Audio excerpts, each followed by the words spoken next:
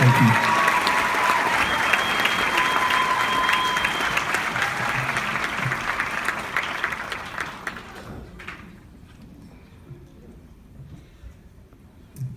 As I sing that song, I love singing that last verse where it says, "He rules the world," and it with truth and grace, and it reminds me of something I heard just a couple weeks ago on this Christmas. There's a Christmas program or Christmas devotional going on, and something that was said really hit me, and it said, "There would be no Christmas had there not been an Easter."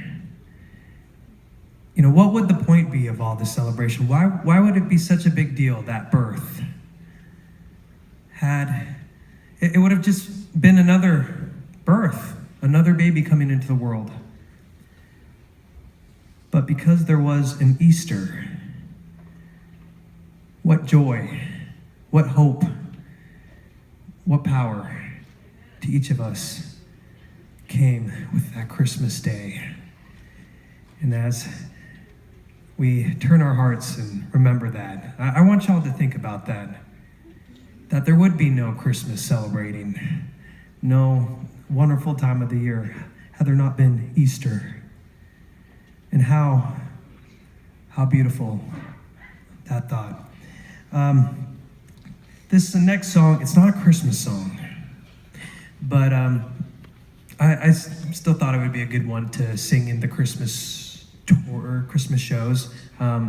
It goes back to about a little over 2.5 years ago, when I had gotten back from being in Chile for 2 years as a missionary over there. Thank you. This song has to do with when I had gone there.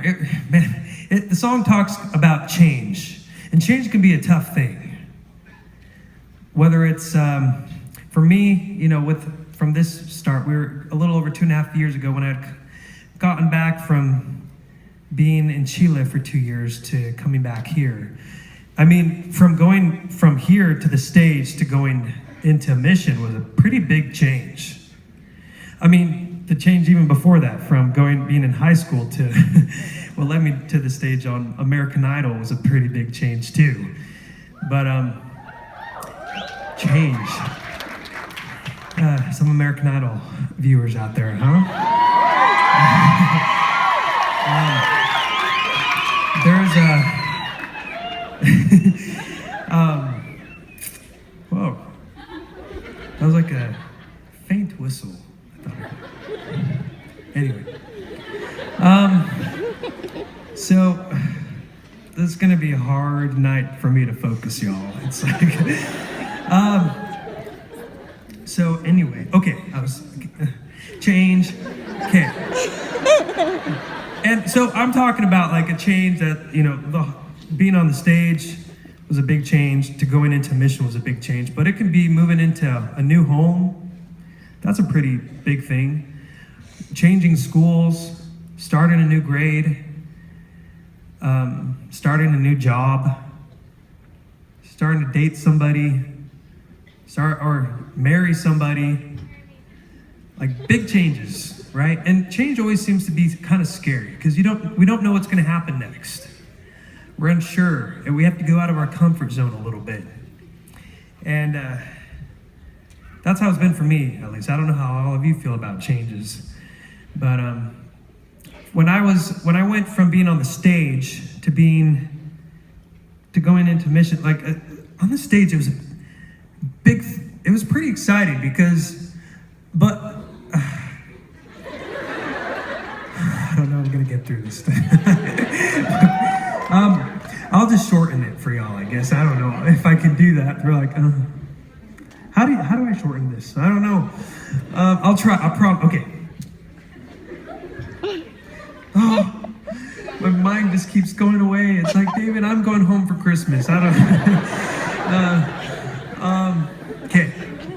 So, I was talking about the stage. So here's the thing, and this will lead to the song eventually. Okay, just stay with me for a little bit. I promise we'll get there. Okay.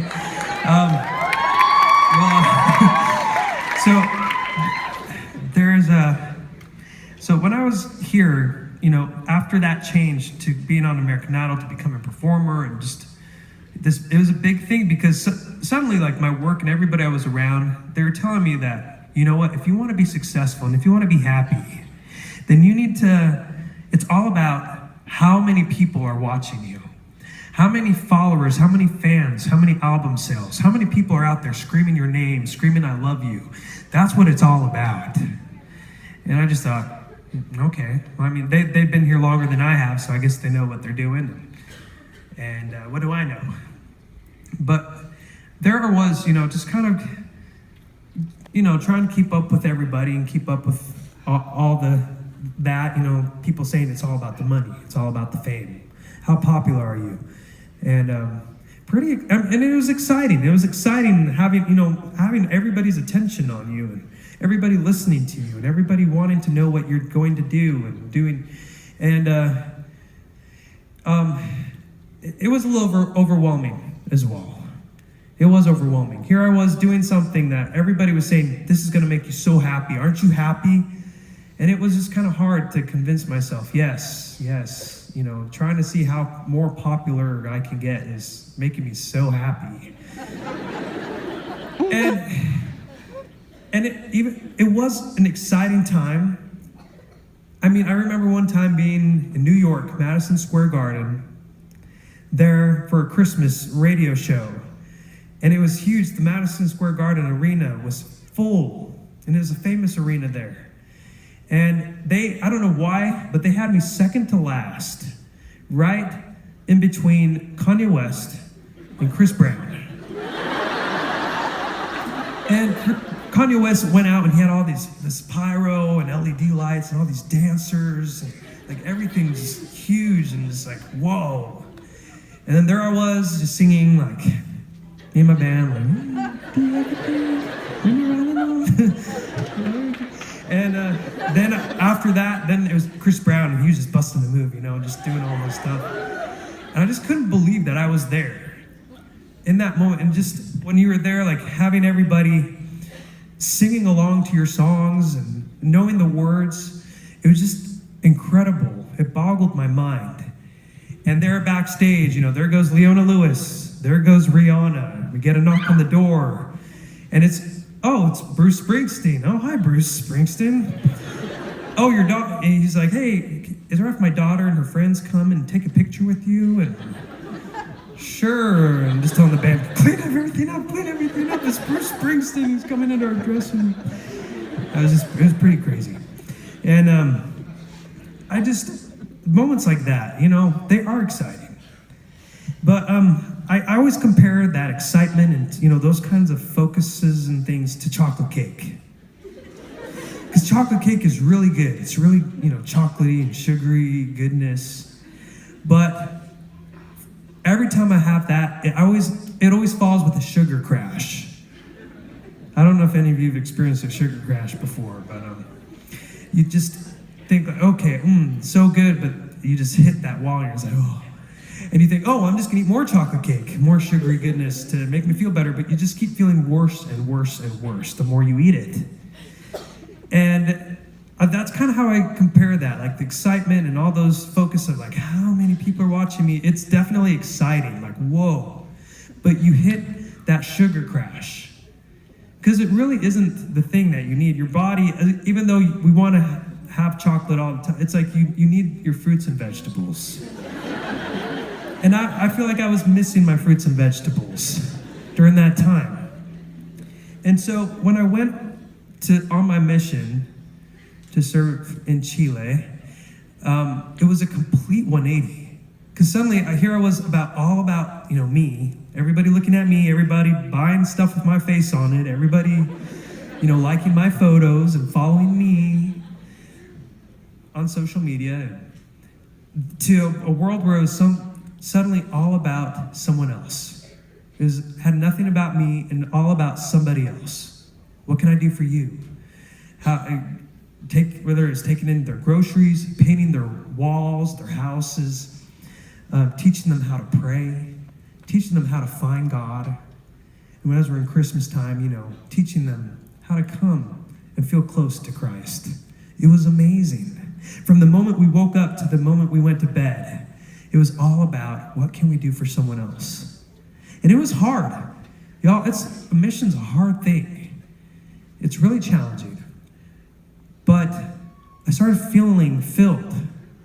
Suddenly this empty place that I had inside of me that I always was trying to fill with more chocolate was being filled with the thing I really needed. I was feeling whole again. And so when I got back, promise I'm getting to a song eventually. Stay with me, Sacramento, stay with me. I suddenly was coming back to this place where it's like, okay, I'm going to get back into this, show everybody that I'm still around, I'm still working, I want to keep, I didn't just fall off the face of the earth, as some people put it. And I started getting into music, started the meetings, and suddenly it was the focus once again back on me. It was all about how can we get more focus on you, more attention, more of your fans, and more people more of the limelight on you. And it was just hard. It was a really rough change for me. And here I was going into these writing sessions, and everybody was like, well, is this catchy enough? What can we say? Whatever we can say that will get people to catch people's attention. Yeah, what's right? Something that will just get everybody looking at us and listening to this song, whatever it takes. And they're just like, what? What am I doing? I was in this before, and it wasn't filling this place, and now I'm doing it again. Why? Just because everyone else is focusing on that and doing it? It was hard.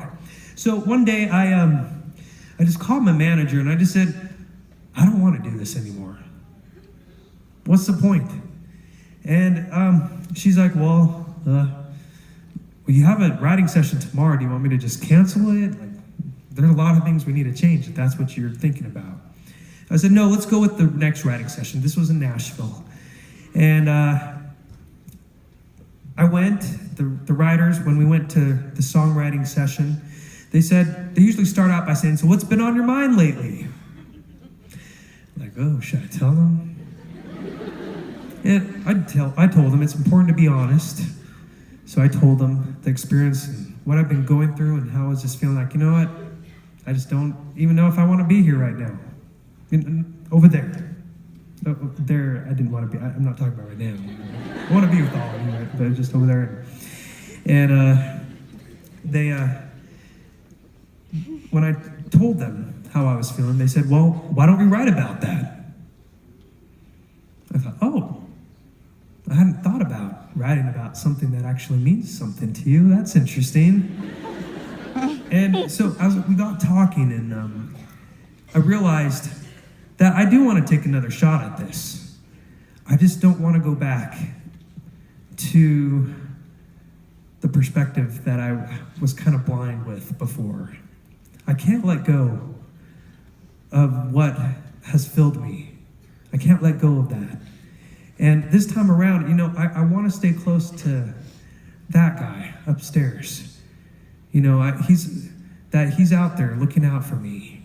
And that those simple things, thinking outside of ourselves, is what really fills us. And I think during the Christmas time, I think we feel that, we find that, and it fills us. It gives us light. And I think that's what fills us with light. So this is about that. This is the song. Okay, finally I'm getting to the song. Thanks for listening to my story, everybody. And the song is called Numb.